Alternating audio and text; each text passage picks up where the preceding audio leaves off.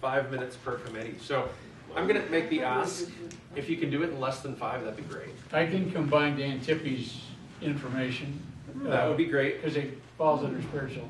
And I also see that Noah isn't here, so we might make up some time there. But Mike, I'm going to go ahead and give you the floor, and you'll start with the foundation. And when you're done, I'm going to leave this list here. I ask that you guys just, once you're complete with your presentation, call up the next person. Okay. Thanks. I'll keep it kind of brief. A couple of weeks ago, I gave you kind of a rundown of where we were financially with our foundation. The primary reason for the foundation is to provide funds to to support bricks and mortar type projects for the club. The club itself usually does sponsorships as far as sponsoring nonprofits towards their activities and operations budgets. For the foundation itself is really to try to create something that's going to be long lasting is our goal. We actually have two different funds. We have our general Kiwanis fund, which is what we will operate out of to do our grants and stuff for structures, projects, and then we have our scholarship funds or specific funds.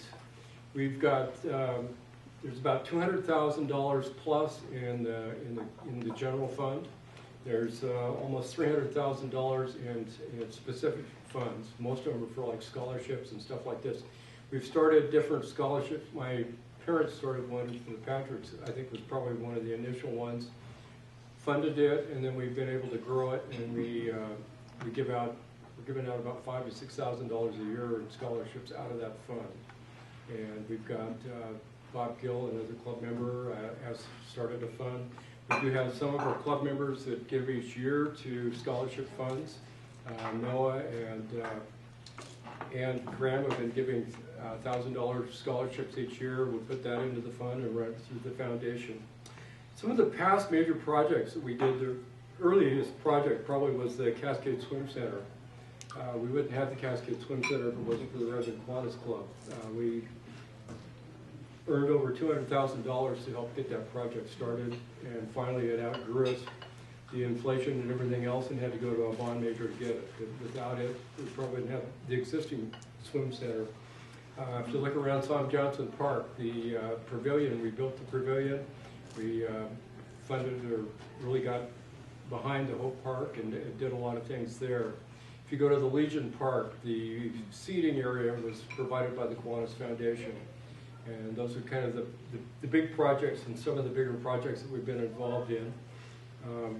You know, there's been things over the years all over town, and we've been trying, our goal is kind of to leave a sign or plaque on a lot of these things so when people do go through the town, you go, oh, Kiwanis Club here is active, and this is a long-lasting thing that they've done for the city. Recently, probably the last couple of years, we gave money to St. Thomas Academy for playground equipment. We also helped Central Christian School with their playground equipment, so we kind of felt those two needs kind of fit. We gave money to Rimlock Trails to help redo their bathroom and some of that. We did funds for the Friends of the Children. I think it was an electrical issue, but anyway, it was something that's going to last and help them get up and going. And that's basically where our funds go. Other than the dedicated funds, then the dedicated funds are providing money. Our only income right now is the club has been giving us $5,000 a year. The last couple of years we have not received that due to the fact that there haven't been any fundraisers or anything else going on. I would encourage people, if you happen to have your 401k or your retirement fund and you have to take funds out, you don't need it, there's a nice place that you can give it all tax-free to the foundation to either put it in the general fund, or if you wanted to establish a fund for scholarships or any endowment or anything else like that, we're more than willing to work with anybody to set up the specifics of how you want your funds used. It's just like the Newhouse Foundation gave us $17,000 this year that will be used for scholarships. aimed mainly at manufacturing and farm type education and stuff like that. Any questions? It's kind of just a brief thing. The foundation is made up of 5 members. They're elected every 5 years. All of the current members, and I think most of the time, have all been past presidents of the club.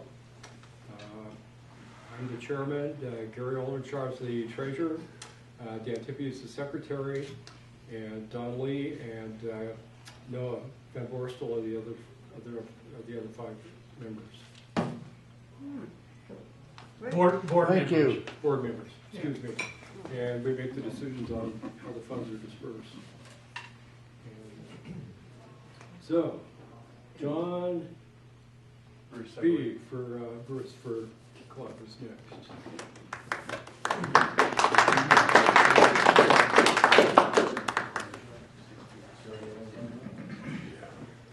For those of you that are new, key clubs are sort of the same thing as a Kiwanis club functioning at the high school level. We have 3 clubs that we sponsor at the time. One is at Ridgeview, one is at the Redmond, and also is the Trinity Lutheran Church school in Bend. And like the rest of us, the key clubs have been sort of shut down for the last 2 years, and it's been hard to work with their project.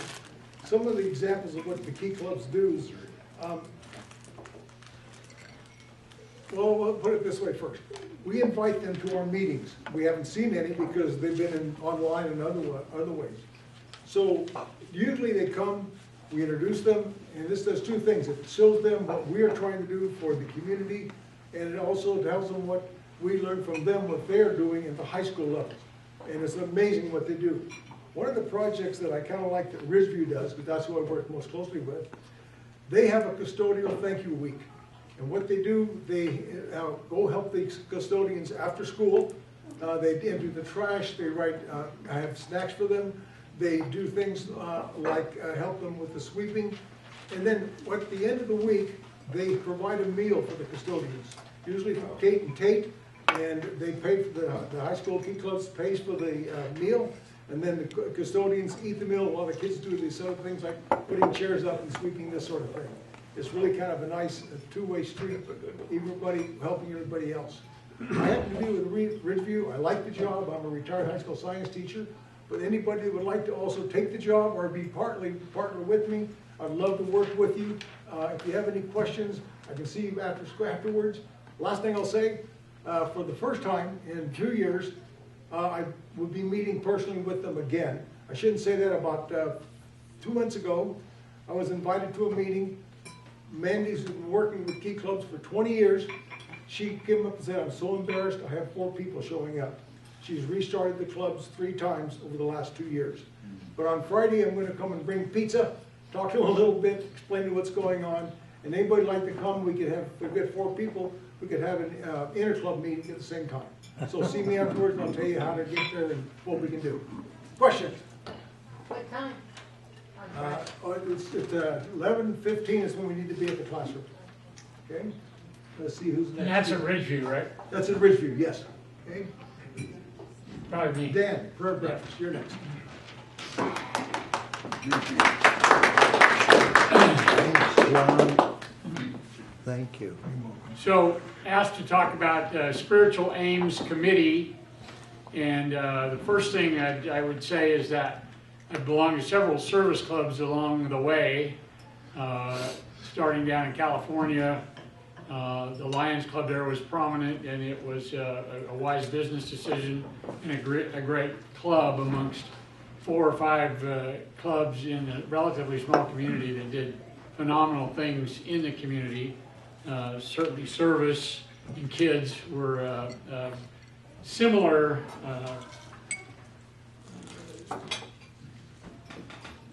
for, that was whatever it centered around. So when I came here 17 years ago, asked David Bishop, and he had been the past president, I'm going to talk out of school here, of Rotary, and he told me to look at Kiwanis. as far as a club that served the community and served kids really On well. Cape, isn't it? We could use that. We could make some money on that one. Anyway, he was right. So the Spiritual Aims Committee, that's it. The other thing is, it's the only service club I've ever seen that had a focus on spiritual aims, so I was attracted to that. There's two key activities that probably fall under that realm. The annual prayer breakfast that we do, which I have named the Redmond Community Prayer Breakfast, it's always on the National Day of Prayer. And we do use some of their ideas, but it's strictly a Redmond Community Prayer Breakfast with as many in the past, 270, 280 folks gathering. And we're going to do it again this year, having had this to do it virtually the last 2 years. So the details, you know a little bit about. We're challenged this year with just the cost of providing food, but we've got a number of people who've underwritten it, and I'm very thankful for that. The other, and it really doesn't fall under that category necessarily, but Jericho Table is a classic example of service and what our club's about. Dan Tippie has been overseeing that, and I would certainly put that under the umbrella of spiritual aims, because you know, you're serving people meals that need that. Truman can relate to that. Neither of those are fundraisers. They're fundraisers, and again, service to the community. In addition to the spiritual aims oversight, I've been that committee chairman for a while. We keep an eye out for our members' families, illness, deaths in the family, just when they might need our help, encouragement, and we've reached out. I've kind of helped with John Duff and others, just helping make sure people are doing okay and staying in touch. And that's very valuable. I've been on both ends of that deal. So it's one another, again, it's one of the things that distinguishes our club is the relationships we build with each other in service to our community. So if you have any more questions right now about the prayer breakfast, happy to entertain those. Again, it's a week from tomorrow morning, and we're hopeful that we're going to have most of that group back together. We plan for 200 for next Thursday morning, a week from tomorrow. Any other questions in that regard? If you have any afterwards, let me know. Chris, road cleanup. Thanks, Dan. Road cleanup.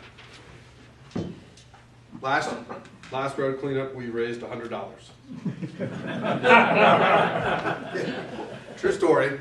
So John, when did you take over road cleanup? Because you started this some years ago.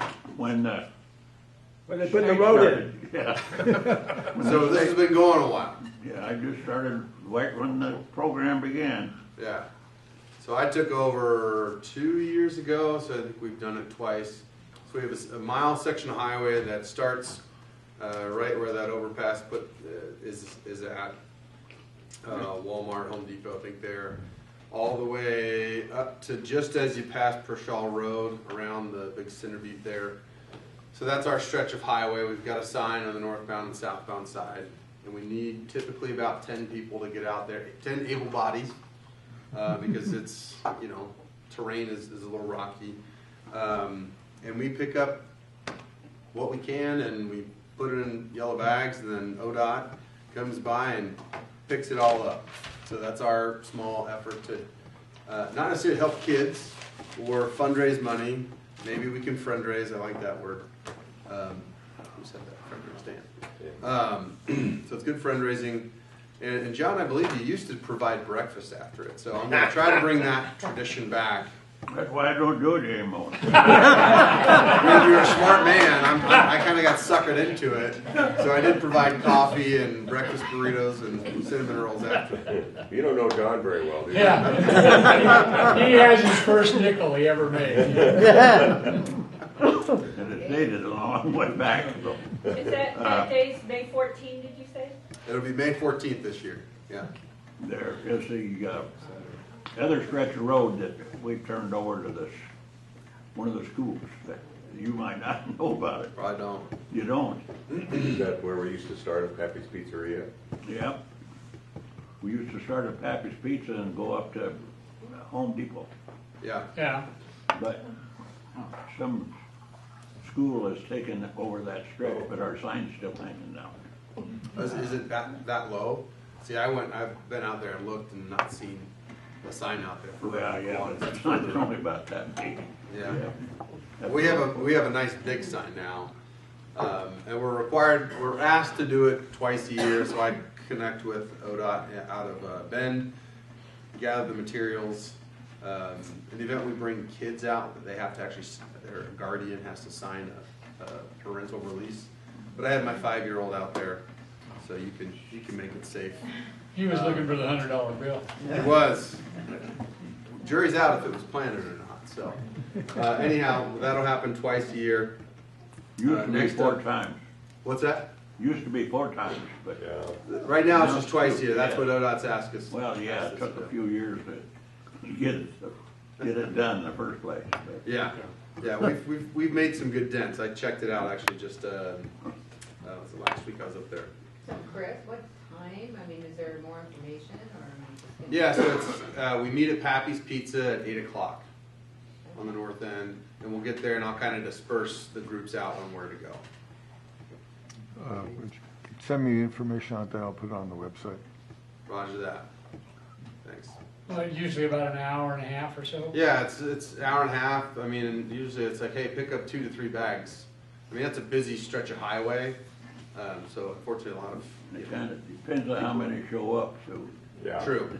You know, Saturday morning, we're all got other commitments, so we try to get out there, beat the traffic, and then have the rest of the Saturday. And there's generally been some refreshments provided. So, next, Gary, we got Flag City. My turn already.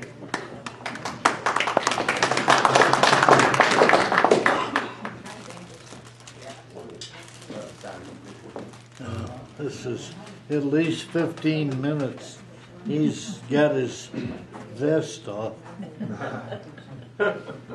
Yeah, let's talk about Hope Playground. No, I'm here for Flag City, USA. Redmond and one other city are recognized by Congress as a Flag City, USA. I can't remember the name of the other one because it's back east somewhere.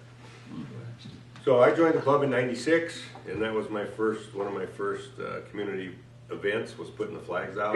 Back then we used pickups. We had one trailer, which was a used Reesburg trailer, where we stored the flags.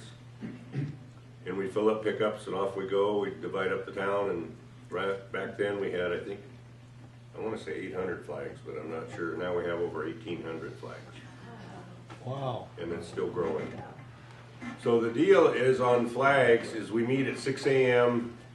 now at the post office on the major holidays, starting with Memorial Day. Every day is assigned to a different organization. Our day is Flag Day, June 14th, which is not a holiday if it's during the week. So you have to be careful of traffic. And a lot of people ask you why the flags are going out, because they don't know what Flag Day is because it's not a paid holiday. So, and we get as many people as we can to help. The more people we have, the quicker we can do it. The mornings are usually lots of people at 6 a.m. 6 p.m. takedown is not sometimes that many people, and it takes a little longer because you have to roll up the flag, so it takes a little longer. We now have 8 trailers, so we have a route that each trailer goes, and they're color coded to make sure they stay on that route. We have just the right amount of flags to go on that route. And let's see, if you're interested in buying a flag and get your name put on it or a family member, in time we'll have a website so you even can find where the flag is. Now you just got to read them all. We do have a website. Pardon? You do have a website. Yeah, we do have a website. All the routes are included on that website. Is it now? Been So for years. it's fun. It usually takes about an hour if we get enough people, and gives you an opportunity to walk the streets of Redmond. Hey, Gary? Yeah. The details on the flags themselves, don't they all come from Washington DC yeah. and you can buy one for $35? No, it's a little higher now. Okay. Inflation, yeah. The flags actually are, that'd be a fun job to have. They run the flag up the pole at the Capitol building, bring it back down, fold it up, and it's mailed to, well, the Rotary Club runs it. So it's mailed to the Rotary Club. Then if you have put somebody's name on it, like I have 4 of them, my dad, my father-in-law, my nephew that was in the Desert Storm, and then of course myself. And then you get it embroidered with your name, and they didn't charge extra for Oler and Shaw, so I was pretty happy about that. And then the flag goes on display, and how it goes on display, the first time it's flown, it goes to in front of City Hall. So that way you can go see it before it gets into the inventory, and now the inventory they'll be able to tell you it's on 6th Street, and then you can go look for it. The old days you had to go look at all of it, but they've since changed that. So if you're interested in getting a flag, I'll get some stuff for Carl for the newsletter, and it's really a lot of fun. If you can come out and help, it's a blast. And on certain holidays we take down at 4, like July 4th, because that's barbecue day. At one time it was bull riding day, and nobody showed up. So that's when it gets tough, is in the afternoon. So if you want to help, you can help any day. Our day's May 14th. We start Memorial Day. I see you, Dave. June 14th. June 14th, thank you. We start May 31st, and we end on 9/11. And that's done by police and fire on 9/11. What time do you take them down? It depends, usually it's 6, but some days, because of the holidays, like July 4th, it's 4. Gary, you can buy a flag from the website. I think Yeah. it's like $60 now. Oh, they have that one. And you can also buy a permanent flag for $500, which means when it wears out, the flag committee automatically replace it. Now, if it wears out, you have to buy another flag. So if you're, and it goes on a special pole and everything. Yes, John? Does Randy Hovey still run that? No, he's still involved, but Jeff Casserly is our chairperson now. So, I don't know why they picked a Marine, they must have been hard up or something, but anyway. Semper Fi. Jeff does a great job, super guy. Brent, I guess I could say, Randy's got some health issues, so I don't even know if he shows up to put flags out anymore. But any questions on flags? Any questions? Now, Yes, sir. I remember going around with a pressure hose and cleaning the holes into which flags are placed. Is that still part of our job? Yeah, that's the first Saturday of May, so that's coming up pretty quick. And they usually have enough help because they get the ROTC people, I heard of that. and they like it, so it keeps them busy. It's interesting. We've had dirtied a few cars in the past, so we move as fast as we can so they can't catch us. So what they have to do after winter, we're blowing air into the flag hole in the sidewalk to get the dirt out of there, so the flags will go in there without any problem. And then Randy, at the time, he used to go around and repair the ones that had to be repaired. So there's a plastic sleeve in there, so the flags don't lean like this. And if you're driving through town and you see a flag that's not working the way it should be, just grab it if you can, and well, take it home, and then let somebody know, and we'll come and get it, because sometimes the flag will fall over. So there was one in front of Cornucopia that was a problem. So, but anyway, it's a lot of fun. If you want to have some fun, go put flags out and then see what your work is. If you know, you're very satisfied after putting the flags out and seeing them. And we're adding more holes. So it's, any other questions? Carl, I think you're next. Yes, sir. Because Dan's not here. Vintner's dinner, time for the wine. We're putting on the 16th annual Vintner's Dinner on July 8th, and Josh Werner and Chris Ritchie have stepped up as our title sponsors this year. We're very grateful for that. The event has become the club's largest fundraiser, and we can use your help. If every member would solicit 2 items for the silent or oral auction, we would have more than 100 items in that auction. And as Noah was proclaiming a week or 2 ago, silent and oral auction items are pure profit. So just a little bit of effort on the part of every member can make this our most profitable dinner ever. We have a 5-course meal paired with wine. We develop a partnership with the winery that is the presenting winery each year. This year it happens to be Canoe Ridge from Walla Walla. Our focus is to get a winery that has a large variety of wines so that it's easy to pair with the food. And we're also looking for wineries that are easy on the pocketbook, because we're trying to encourage our patrons of the dinner to buy wine from the vintner. And so if somebody's going to offer wine for $20 a bottle instead of 50 or 75, you're a lot more likely to buy wine from that vintner. It is a wine appreciation event, and it's the major fundraiser for our youth projects. The President's Project this year, which is Every Child Central Oregon, which we heard from a couple weeks ago as the partner to the state's foster children program. And we'll have a Raise the Paddle segment for them, and would hope that we might raise more than $20,000 for them that evening. We've been soliciting sponsors. We have quite a list of $500 sponsors. Tickets to the event are $95 each, or $1,000 for a corporate table of 8. Because the meal price is not exactly pocket change, we're not intimidating you to buy tickets. So if you're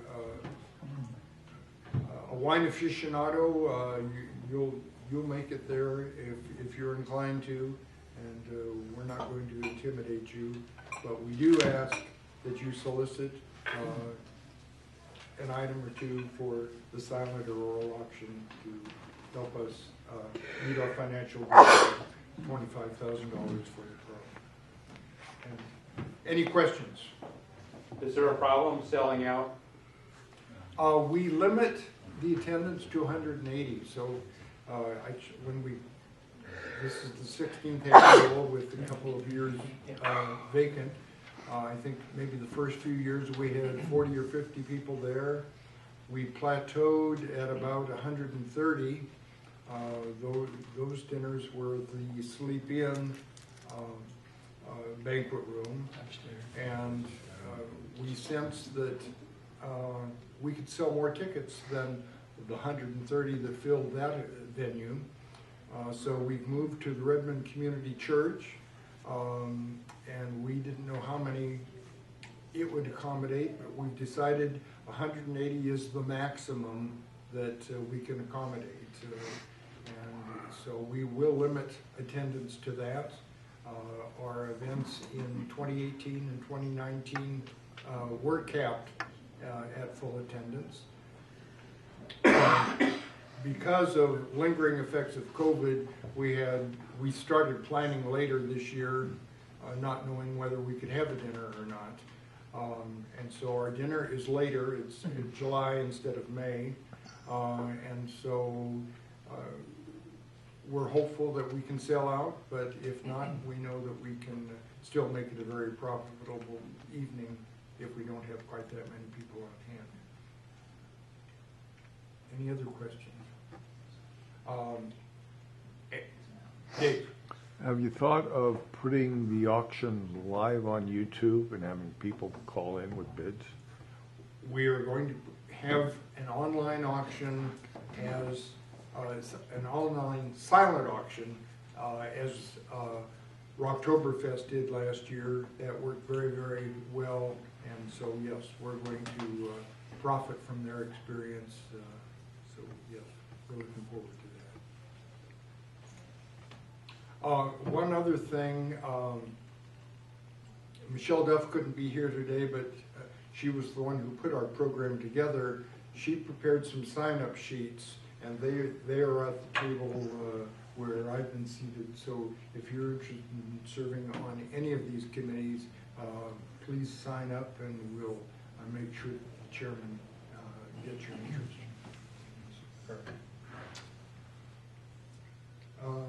Earl Fisher.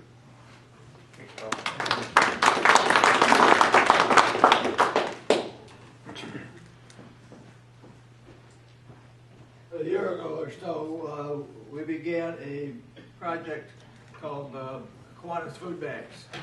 And most of you have heard me talk about this almost every meeting. But the food bank project is one where, having listened to the people at St. Vincent's Food Bank say how much their need is, how many more people have come in for food, starting with the fires 2 years ago. People came down and needed help. And with the COVID, same thing has occurred. The number of people asking for the first time, oftentimes first time in their life ever asking for any help, have just ballooned. The numbers have just shot up. And we, along with the Redmond Food Project, are one of the principal ways in which they are able to get food into that organization. They get money, which supplements the rest of it. We as a club have been able to provide over about a ton and a half of food. And we'd like to produce more, rather than provide more. That depends upon how many bags of food folks that, club members and folks that you might know would come and bring them to you, so you could bring them to the club so that we could pass those on to St. Vincent's. The way the program operates is very simple. You get a blue bag which says Kiwanis Food Project on it. You have 2 months to fill the bag up. The bag's not very big. You can fill it up, so if you buy an extra can of food every week, you'd probably fill the thing up. And so that's what it essentially is, a pretty straightforward activity. You'll hear me talk about every week. If you need a bag, let me know. I'll be glad to get you a bag. We try to put bags down at the Chamber of Commerce office. They're on the lower shelf of all the magazines and things down when you walk in the door on the left-hand side. And sometimes I've walked in there and they've all been gone, which is a good thing. I just hope I get them back. As you know, if you do this kind of stuff, sometimes these things tend to walk away. Don't worry about it. I'm not worried about that. Bring me a bag of food, and if you don't have a bag, I'll get you a bag and put it in for you. But it really is something that's really needed. It's needed not only for, quote, the people who are using this, but there's a lot of kids who are accompanying their parents or parents who need that food. And one of the things that most of us don't think about, that's a pretty basic need that we have. They could also use volunteers down at St. Vincent. It would be interesting to go down sometime just to spend a day or two to see the people and see what goes on to the eyes of those who are actually there versus sometimes the mindset we have about what's going on, but actually see it on the ground level. So if you're looking for some place to volunteer, St. Vincent Food Bank is a nice place to go do it. And if you have any extra food at home, bring it. If you don't have a bag, I will get you one. I will pack it away for you. Any questions? Thank you very much. Hannah. Who's next? Oh, Hannah. Hannah's next. The candy lady. You just took about my free sample of seeds. Very good. I didn't get any samples. Well, Oh, we have a couple left. I'm gonna open a box and it's gonna be over by the sign-up sheet. So when you sign up for anything, No, take a piece of chocolate, okay? I'm gonna eat. And I'm not gonna say too much about it because this year's been the Seas fundraiser that dragged on and on. It's like we just finished it for our Christmas fundraiser, thanks to everybody that helped. I appreciate that. Some of the people may not know that the main buyers for from the candy for Seas is the Caveman Kiwanis down in the Grants Pass area. And then we get a big discount because they're the leaders and other clubs join in. Ice machine's going right now. Golf balls Golf! being Okay. washed. Oh, okay. But anyway, this has been going on in the club since 2012, and before that I think it was Seroptimus. And every year we have to be creative. Last year we didn't have Sears store to be in. And so we went to the Spokesman Suites. But we will, this year we will also be again at the kiosk. The first day at the holiday market, we sold $3,000 worth of candy in that one day. So we will definitely go back there. And this year, I would like to be the chairperson and think of it as a hub of a wheel. And then others are all spokes of the wheel. I did that once when I was doing some fundraising as a medical assistant and marketing and things, and the club made more money than they ever had at their event because that's how everybody was thinking, that everybody is a spoke in the wheel. And so that's what we're going to especially focus on this year. Also because Truman and I can no longer lift a candy box again. Those things are heavy. So with that, I'll just say any questions? Great job, that's all I want to add. Thanks to everyone. Thanks. Thank you guys. All right, Roland. Interclubs. I think I'm wrapping it up. I think you might be. Not that we're saving the best to last, because all these discussions are really good. Yeah, you got 2 minutes. We're 5 minutes worth of. Yeah. No. You got 90 seconds. By the way, now. this is always in the second to the last page in our newsletter. Now, I'm going to talk about interclubs real quick. It's just a tradition within Kiwanis to go visit other Kiwanis clubs and in your district typically. So in our district is the Madras to the north, Sisters to the west, Prineville, and way over there's Burns. They're in our district, Kiwanis district. And until a couple of years ago, Bend was as well. There's a new online Kiwanis club a few years ago called Cascadia, and it's an internet, so you do Zoom. In addition to those communities, we've included the key clubs at Ridgeview, Redmond, and now the newer one in Bend at Trinity Church Key Club. So what we'd like to do is get 4 people or more to visit one of their meetings. And then it counts as an interclub, and we get Kiwanis points. How all that works, I'm not sure, but it's a fun thing to do, go to visit. And I remember one of the first times I went, Peter Ribble, who passed away a few years ago of COVID, by the way, but was leading this committee, and I signed up for it, and I didn't know it until the day before that we're going to Burns. We all met somewhere here in Redmond, and then we got back to Redmond about 4 p.m. It's a great, I learned a lot about Pete. And there was a car full of us, so I don't think we've been to Burns since. But I'd like to, the last couple of years, I've kind of put the kibosh on this activity, but we want to pick up again. And if we're going to focus on sisters, they have a morning, and this is all right in your, when they meet, is right in your newsletter. Sisters in Prineville are easy to do, and we're going to hit the key clubs as well. Does that say we're supposed to contact you? We can go? Just show well, up, or No, we only know. I'm going to, I try to put together, solicit people to say, yeah, I'll go. Okay.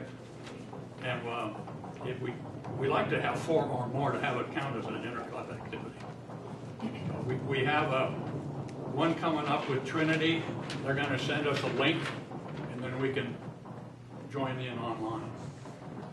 So stay tuned for that. Thank you. Thanks, Okay, well, thank you guys for keeping that very timely. There are other committees and opportunities within the club that we're not able to be here today and share. So yeah, like Roland said, you know, keep your eyes and ears open. We're always looking for opportunities to serve. I like Dan's word fundraiser because, you know, looking at this list, most of these aren't money makers for us. We do them because we care and because we want to be involved. And you know, there's a couple that really are our largest opportunities to build up those funds for Mike, and well, not for Mike, but for the foundation, and you know, for the club itself. And so, keep those opportunities in mind. Don't forget to sign up, please. Everybody walk by that on their way out, and if you could put your name down once, twice, or more, that'd be great. Any other question, Barb? Josh, I would just like to say that if you're interested, tomorrow night at 5:15 at Wild Wine Brewery, there's every dollar of pint sold goes to Mountain Star that raises money to prevent health programs that prevent child abuse. So, you know, you can have a little fun and contribute to a good cause, and we'll just look for Ron, and Heather and I are going for sure. Perfect. So, thank you guys. always an opportunity to drink more beer. Yeah. It's always, Yeah. Yeah. Get you there, beer. Yeah. Yeah. All right. Well, with that, thank you guys. Have a great week.